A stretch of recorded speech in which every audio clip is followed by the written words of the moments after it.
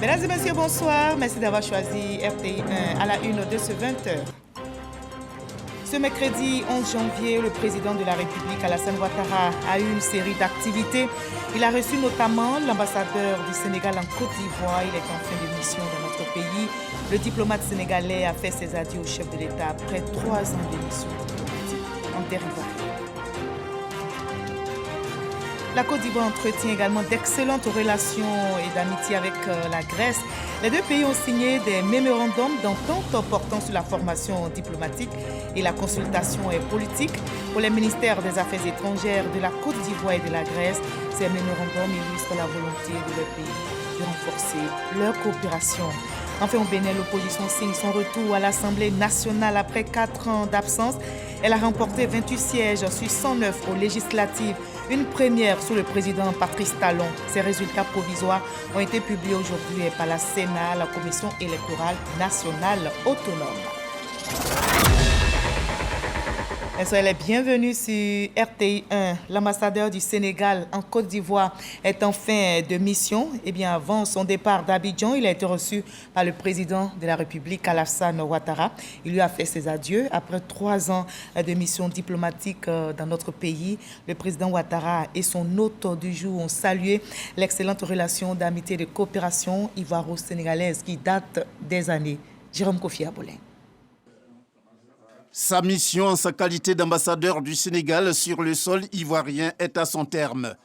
Pour en parler, le diplomate sénégalais s'est rendu ce mercredi au palais présidentiel où il a été reçu par le président de la République, Alassane Ouattara. Je viens de recevoir monsieur l'ambassadeur du Sénégal qui est venu prendre congé de nous pour une nouvelle affectation dans la sous-région. Je voudrais commencer par vous souhaiter, monsieur l'ambassadeur, une bonne et heureuse année 2023. Et tout le monde connaît les relations spéciales entre le Sénégal et la Côte d'Ivoire, des relations vraiment de longue date particulières du fait de l'intimité entre nos deux premiers chefs d'État, le président Senghor et le président Houphouët-Boigny.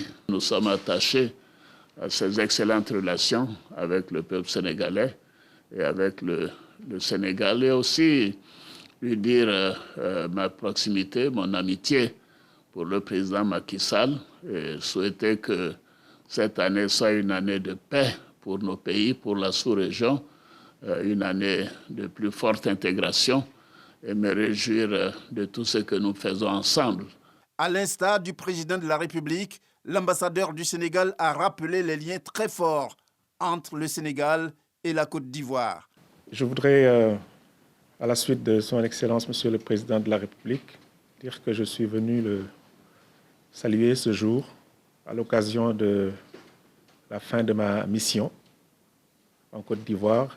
Le Sénégal et la Côte d'Ivoire entretiennent une relation exemplaire, et ça, c'est quelque chose qui date de très longtemps. Le Sénégal et la Côte d'Ivoire sont un peu les locomotives de la région. C'est quasiment 50% et plus de la masse monétaire de la région. Et lorsque ces deux pays-là coopèrent bien, s'entendent bien, c'est le cas sur tous les sujets, cela ne peut être que de bon augure pour l'ensemble de la région. C'est après avoir passé 3 bonnes années sur les bords de la lagune ébriée que le diplomate sénégalais va quitter la Côte d'Ivoire. Et la Côte d'Ivoire entretient également d'excellentes relations avec la Grèce. Le président Alassane Ouattara s'est justement entretenu aujourd'hui même avec le ministre des Affaires étrangères de la Grèce. Les échanges entre les deux personnalités ont porté sur le renforcement de la coopération entre la Grèce et la Côte d'Ivoire. On retrouve Jérôme Kofi Abolin.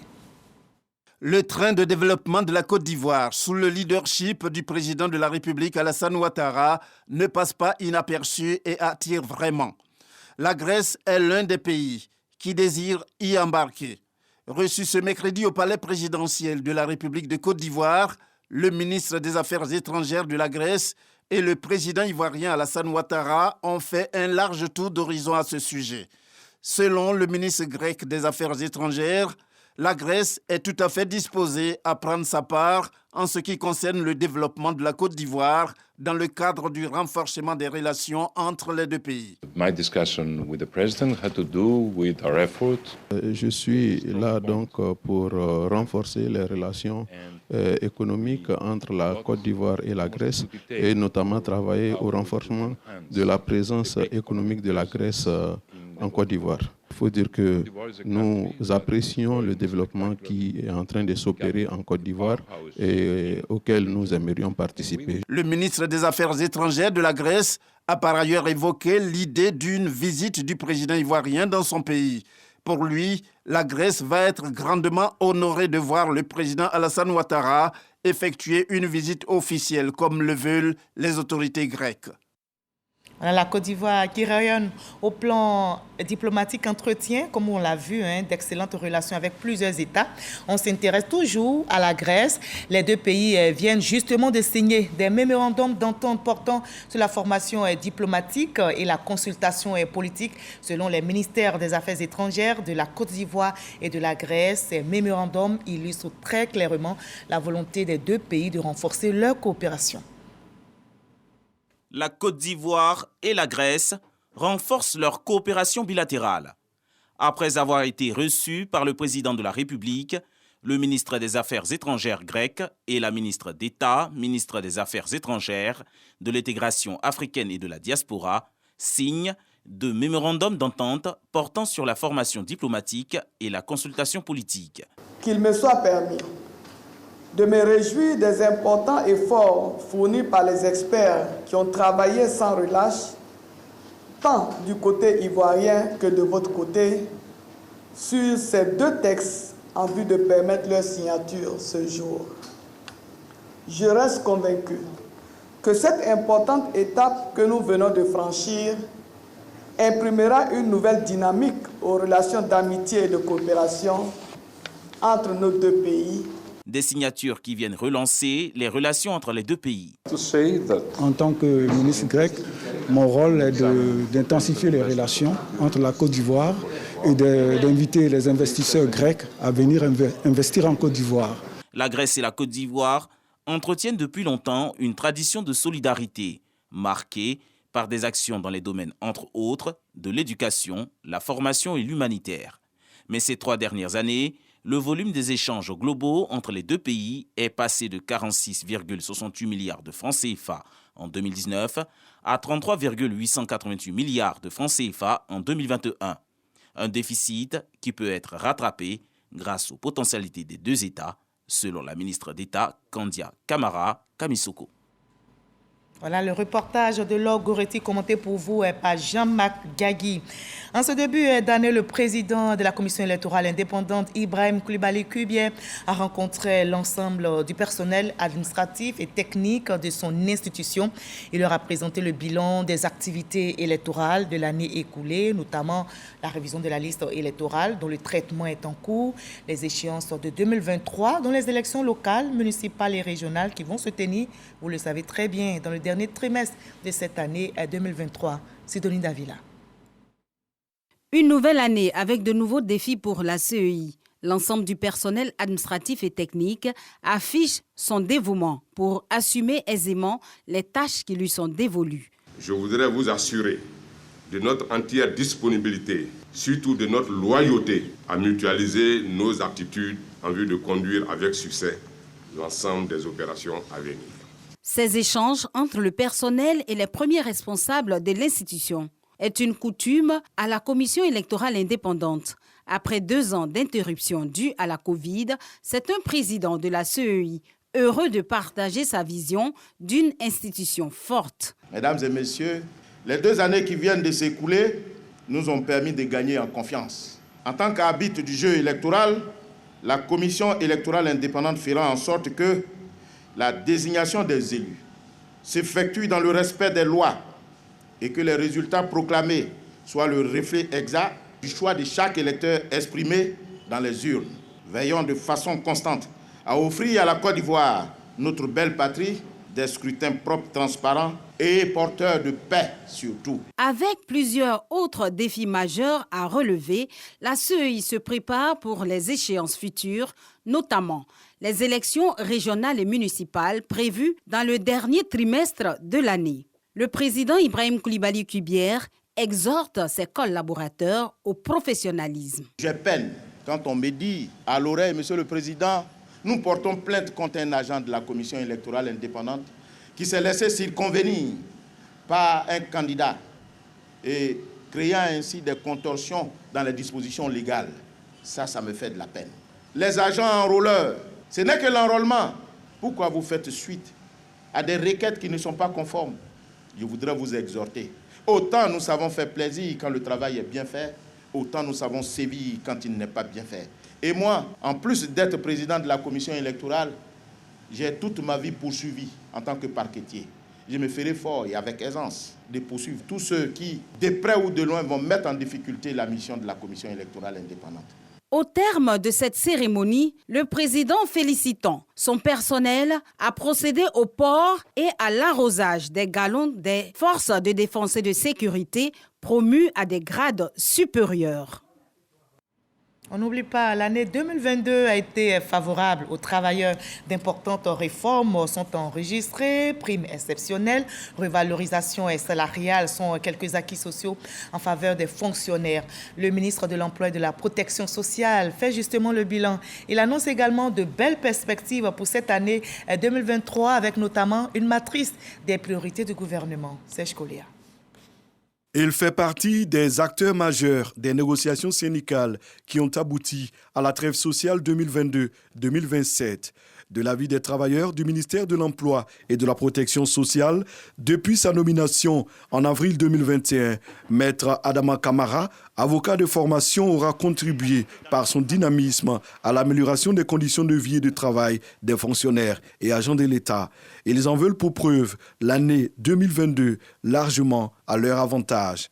Au nombre de ces acquis, l'indemnité de logement qui a été élargie à l'ensemble des fonctionnaires et agents de l'État, nous pouvons également voir un peu la révalorisation de l'allocation familiale. Nous voyons également la révalorisation de l'indemnité de transport et en plus de cela, la prime exceptionnelle de fin d'année. Donc tous ces acquis ont été quand même, je vais dire, l'œuvre de notre ministre auprès de ses collègues. Depuis près de 40 ans, nous courons après ce décret qui va transformer notre institut au profit, bien sûr, des travailleurs sociaux. Donc nous sommes particulièrement heureux. C'est un gain pour nous, en tout cas pour 2022. Le ministre de l'Emploi et de la Protection sociale félicite les directeurs généraux des institutions de prévoyance sociale, notamment la CGRAE et la CNPS, pour les réformes enregistrées. Ces différents résultats sont à mettre à votre actif. C'est le lieu de vous féliciter encore pour le travail accompli en si peu de temps grâce à votre investissement et à votre acharnement sans réserve au travail. Je voudrais vous inviter à vous approprier la feuille de route 2023 de notre département qui se décline en 10 réformes majeures qui seront mises en œuvre au cours de cette année 2023. Notre famille de l'emploi et de la protection sociale doit continuellement œuvrer pour le bien-être de nos populations. Renforcer les actions au niveau de la CMU et du régime complémentaire de retraite, faire du régime des travailleurs sociaux indépendants une réalité, intensifier la ronde du social. Tels sont quelques-uns des points forts de la matrice des priorités 2023. Le village de Logbanasso, dans la sous-préfecture d'Odiéné, a accueilli la 15e édition de la Journée mondiale de la femme rurale, une célébration axée sur la valorisation des conditions de travail et de vie de ces femmes qui constituent plus de 80% de la population productrice du vivrier. Le ministère de la Femme, de la Famille et de l'Enfant vient justement de célébrer ces valeureuses femmes qui œuvrent au quotidien pour la sécurité alimentaire dans notre pays. Mamadou Kwasi. Les femmes des villages de la sous-préfecture d'Odiéné ont abandonné pour une journée d'abat, arrosoir, maquettes et autres outils de travail. Ces femmes sont célébrées à l'occasion de la Journée mondiale de la femme rurale, une journée qui leur est dédiée, qui sert de cadre de bilan et de perspective pour l'amélioration de leurs conditions de travail et de vie. Et pour cette 15e édition, Le ministère de la Femme, de la Famille et de l'Enfant met l'accent sur l'autosuffisance alimentaire, d'où le thème « Le rôle des femmes rurales pour une meilleure réponse à la crise alimentaire ». À travers cette célébration, il s'agit également de sensibiliser l'opinion publique sur la nécessité de mettre en œuvre des actions concrètes en vue d'améliorer leurs conditions. Eu égard à ces actions, la femme rurale assure l'équilibre de la famille, constitue le garant de la sécurité alimentaire des populations. Chères mamans, chères sœurs, grâce à vous, nos populations sont bien nourries et notre société harmonieuse. La ministre Nassireba Touré salue également les actions des femmes rurales avant de les rassurer de la volonté du gouvernement à investir avec l'appui des partenaires financiers et techniques pour la mécanisation du travail de ces femmes. Ceci avec l'appui des structures nationales en charge de l'agriculture et de l'autonomisation des femmes. Le ministère de la Femme, de la Famille et de l'Enfant, ainsi que les partenaires au développement, se tiendront toujours aux côtés des femmes pour les accompagner dans la lutte pour l'établissement d'une Côte d'Ivoire prospère et harmonieuse basée sur le principe de l'équité. Que nous mettions tout en œuvre pour aider ces femmes à tisser des partenariats gagnant-gagnant, gage de développement de leurs activités en vue de leur autonomisation pour l'émergence de notre chère Côte d'Ivoire. En attente de la mise en œuvre de ces politiques de développement et d'amélioration de leurs conditions de travail, les femmes du monde rural souhaitent une assistance régulière dans la mise en œuvre de leurs projets. Cette célébration de la 15e édition, la Journée mondiale de la femme rurale, a été l'occasion pour ces femmes de bénéficier de dons pour réduire un tant soit peu la pénibilité de leurs activités commerciales et agricoles. Le village de Bodonon au nord bénéficie du projet Sol de l'UEMOA pour la production du vivrier en contre-saison et le développement de la pisciculture. Le ministre des Mines, du Pétrole et de l'Énergie, Mamadou Coulibaly Sangafoua, vient de visiter les installations. Il invite les filles et fils de la région du Poro à plus de travail pour bénéficier des projets pour le développement de cette région. Soro Corona. Bodonon, village de la sous-préfecture de Kourougou, bénéficie du projet Sol, financé par l'UEMOA, projet pour la production du vivrier en contre-saison et le développement de la pisciculture. Nous sommes tout à fait heureux pour ce projet, qui est un projet structurant, qui permettra à nos jeunes et à nos femmes d'avoir le sourire.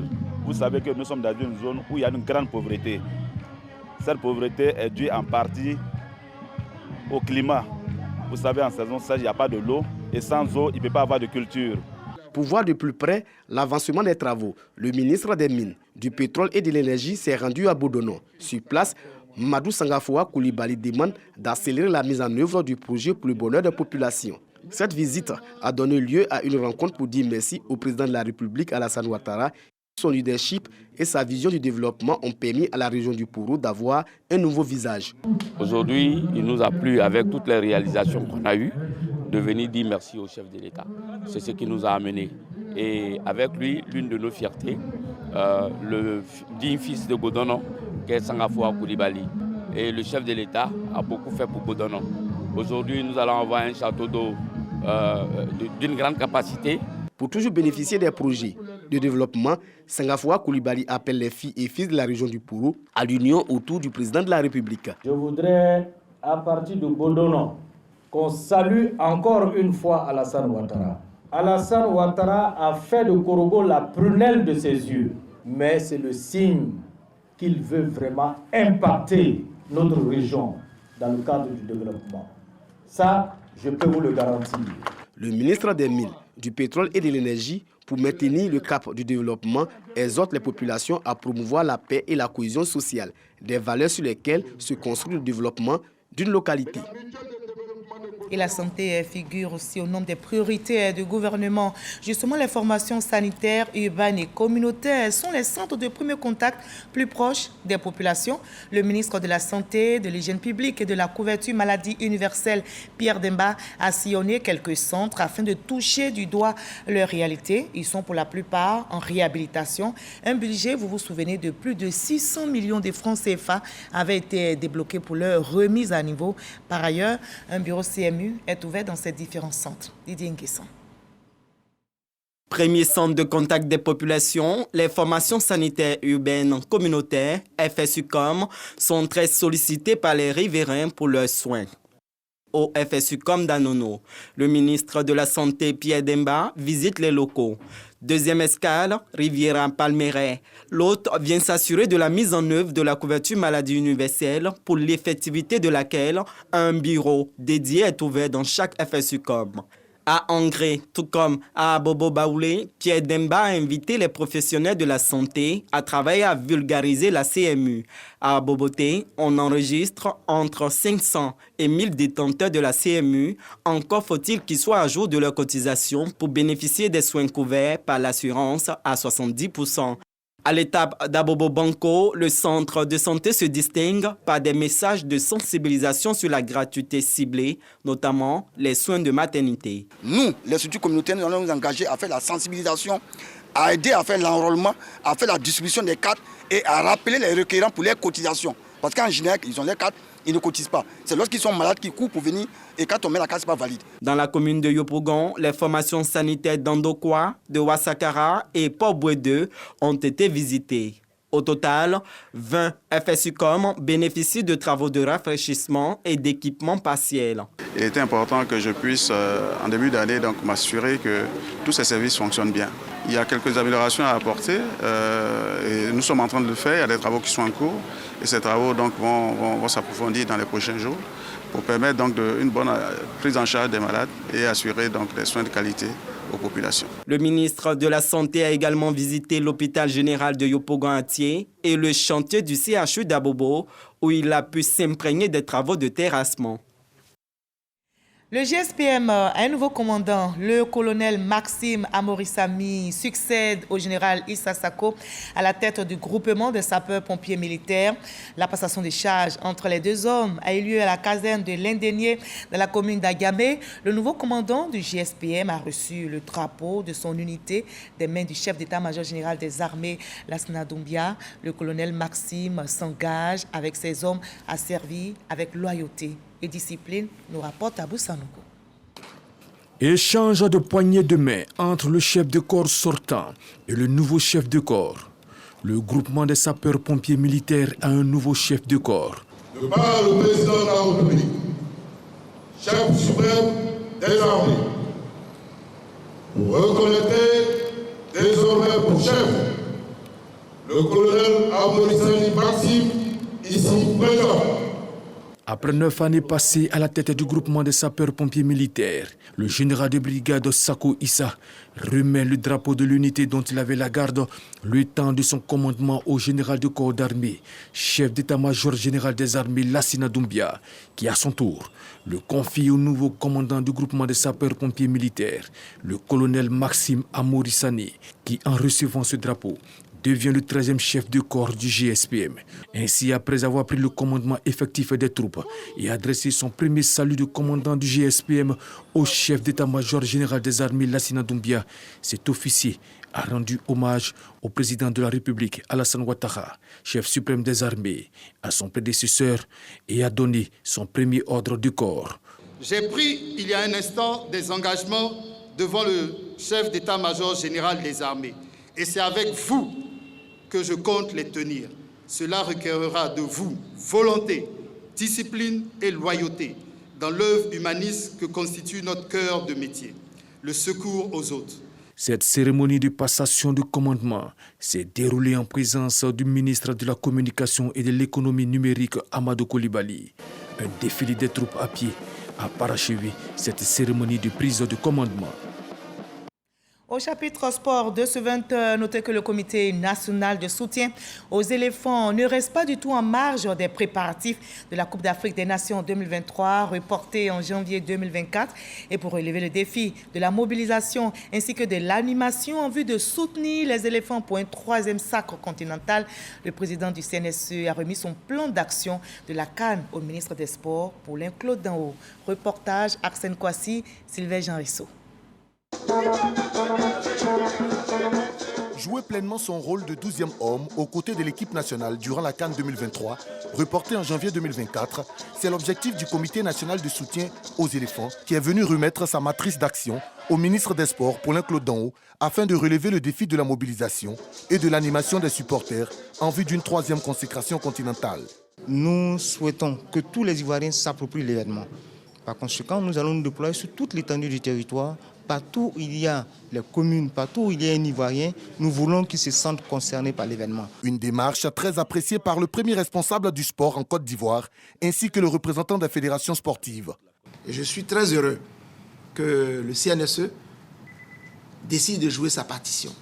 J'apprécie le chronogramme que vous venez de proposer, qui montre un déploiement sur l'ensemble de la Côte d'Ivoire, pour amener tous les Ivoiriens à être des supporters des éléphants et à participer au rayonnement de la Côte d'Ivoire et décliner l'identité réelle de la Côte d'Ivoire, qui est une terre de fraternité, de brassage et d'hospitalité.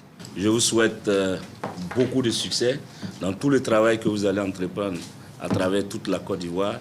Nous souhaitons que dès aujourd'hui, on sente que la CAN se fera en Côte d'Ivoire en janvier 2024. Mais avant le rendez-vous de la CAN qui se profile à l'horizon, le CNSE nourrit l'ambition de confirmer son statut de champion d'Afrique de l'animation lors du CHAN en Algérie, où les éléphants locaux entreront en lice ce samedi face au Sénégal. Charles Blé Goudé s'inscrit dans le processus de réconciliation dans notre pays. Le président du COJEP a prononcé justement une conférence de presse où il a défini sa vision pour une Côte d'Ivoire unie. Charles Blé Goudé était à sa première rencontre avec la presse nationale et internationale depuis son retour en Côte d'Ivoire. Il a évoqué des sujets d'actualité et témoignages signés Éric Gorée. La crise malienne est derrière nous, avec la libération de nos 46 soldats que je voudrais saluer ici. Je n'ai jamais accepté qu'ils soient en prison. Charles Blé Goudé s'inscrit sans condition ni préalable dans le processus de réconciliation nationale. Face aux journalistes de la presse nationale et internationale venus nombreux l'écouter, le président du Congrès panafricain pour la justice et l'égalité des peuples, COJEP, a décliné sa vision et ses projets pour une Côte d'Ivoire unie. Je regrette que la Côte d'Ivoire ait connu une guerre pour une simple élection présidentielle. Et je souhaite que cela n'arrive plus jamais. Parce que la politique, on l'a fait pour donner la vie. On l'a fait pour améliorer la vie, pas pour ôter la vie. Regardez, chaque fois qu'il y a une élection en Côte d'Ivoire, chacun prend son petit bagage pour aller vers les pays voisins. Comme si l'annonce d'une élection est l'annonce d'une guerre. Ça, je souhaite que ça change. Il est l'heure pour tous les habitants de ce pays, pour tous les Ivoiriens, pour tous les hommes et femmes politiques de contribuer par leurs actions à un climat apaisé, a-t-il indiqué. Je demande pardon à toutes les victimes de la crise post-électorale 2010-2011. Toutes les victimes. Notre pays a besoin de nous. Notre pays a besoin qu'on soit unis. Notre pays a besoin qu'on tourne la page de ce conflit qui nous a endeuillés, nous tous, qui m'a amené, moi, à La Haye, où j'ai vu des pays développés. Je pense que ce que j'ai appris là-bas, je peux pas cette expérience avec mes congénères. Charles Blé Goudé entend mettre en route une caravane de paix en Côte d'Ivoire. Dans les prochains jours, il compte sillonner toutes les localités de la Côte d'Ivoire pour passer son message de paix. Voilà, et la paix est une quête permanente. Tout est bien qui finit bien justement. Les agriculteurs et éleveurs de la sous-préfecture de Sifié dans le département de Séguéla fument le calumet de la paix à l'issue d'une réunion de crise à laquelle a participé le médiateur délégué de la République pour les régions du Ouorodougou, du Béré et Sorodo-Silé. Les deux parties se sont engagées dorénavant à prôner la cohésion et le vivre ensemble. Rallye demandé, Mamadou Kwasi. Remettre les compteurs à zéro et repartir sur de nouvelles bases. C'est la volonté affichée par les agriculteurs et éleveurs de Sifié dans le département de Séguéla. Devant toute la communauté réunie sur l'esplanade de la sous-préfecture de Sifié, les éleveurs s'excusent auprès des agriculteurs pour les dommages que les bœufs auront causés dans leur plantation. Ils s'engagent désormais à mettre en application les règles établies pour une meilleure cohabitation. Dieu merci, vraiment, la population de Sifié nous a compris, vraiment, ils nous ont écoutés au nom de la cohésion sociale. Vraiment, les éleveurs aussi sont décidés de respecter vraiment tout ce qui a été dit ici. Nous allons tout faire pour pérenniser cette cohésion et la paix pour que nous vivons ensemble avec ces éleveurs. parce que nous sommes condamnés en tant qu'Ivoiriens à vivre ensemble. La résolution pacifique des tensions entre les deux parties est à mettre à l'actif du médiateur délégué de la République dans les régions du Ouorodougou et du Béré. Sorodo Siélé a dû user de tact, faisant parfois recours aux alliances interethniques pour parvenir enfin à un dénouement heureux. Avec la contribution de tous les acteurs, nous avons pu obtenir une réunion apaisée, assortie de dispositions, de recommandations pour que agriculteurs et éleveurs puissent continuer à vivre ensemble, en harmonie. Je profite pour saluer l'ensemble des populations de Sifié. Avant Sifié, le médiateur Sorodo Siélé s'était rendu à Kamalo, localité située à une vingtaine de kilomètres de Séguéla, pour régler d'autres conflits entre agriculteurs et éleveurs dans le canton Gouran. Voilà, la paix est un trésor inestimable. Il faut donc la sauvegarder. On termine par le Bénin où l'opposition a signé son retour à l'Assemblée nationale après 4 ans d'absence. Elle a remporté 28 sièges sur 109 aux législatives, une première sous le président Patrice Talon. Ces résultats provisoires ont été publiés aujourd'hui par la Sénat, la Commission électorale nationale autonome. Ces législatives ont été organisées dimanche dernier et les résultats définitifs sont attendus ce vendredi. Point final de ce 20h. Merci à vous tous de l'avoir suivi. Demain, vous avez rendez-vous avec Kolo Klubali. Promouvons la paix et l'amour, toujours dans nos cœurs.